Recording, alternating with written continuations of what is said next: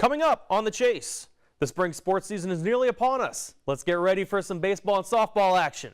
Let's get going.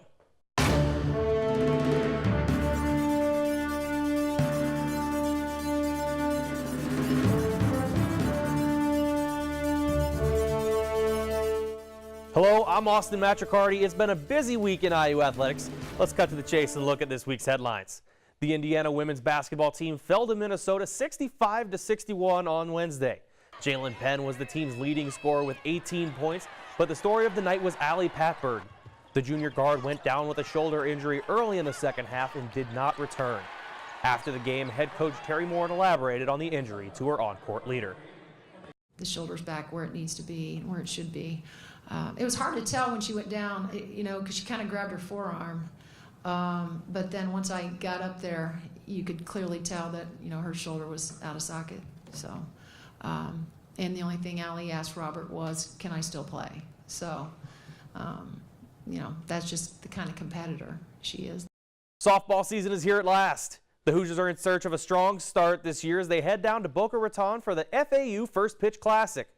After an up-and-down 2018 campaign, second-year head coach Shonda Stanton will look to get her team off to a better start than she had her first year at the helm, when IU lost its first 7 games. Indiana will play in 5 games over the weekend, beginning with a doubleheader on Friday against Virginia and Bethune-Cookman. IU will play 2 games on Saturday versus St. John's and Florida Atlantic before taking on 6th-ranked Georgia on Sunday.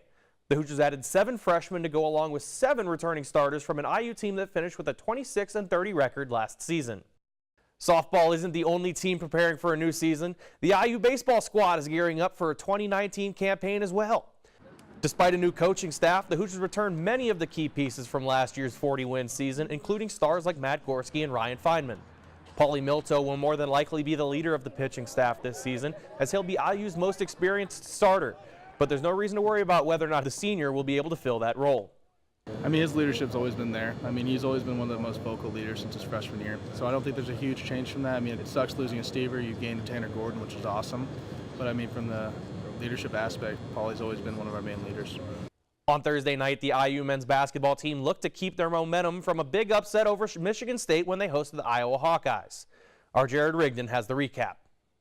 After taking down number 6 Michigan State on the road on Saturday, IU returned home to Assembly Hall in hopes for a second consecutive top 25 win.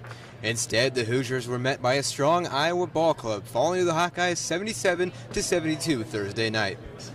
IU struggled to play defense all night, giving up 46 points to the Hawkeyes in the first half.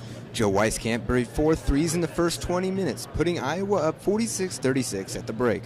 Iowa's a great team. They have a lot of shooters and 2 physical post presence on the court almost at all times, and they find their shooters. And I think we really led. I think it was Wieskamp. I think he got hot, hit 4 threes. Yeah, and we just weren't running them off the line. And I think once you get that comfortable, making threes is contagious.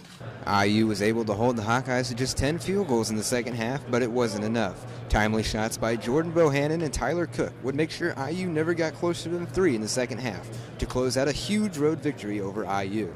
That small lineup presents some challenges at times with their spacing and the ability to shoot with the way they did. And we also had some breakdowns in transition as well. But I think they made 7 in the first half, ended up making 3, and I think all 3 of them in the second half were unbelievably big daggers by Bohannon. The Hoosiers are back in action on Sunday as they host Ohio State at 1 p.m. For IUS TV Sports, I'm Jared Rigdon. There you have it.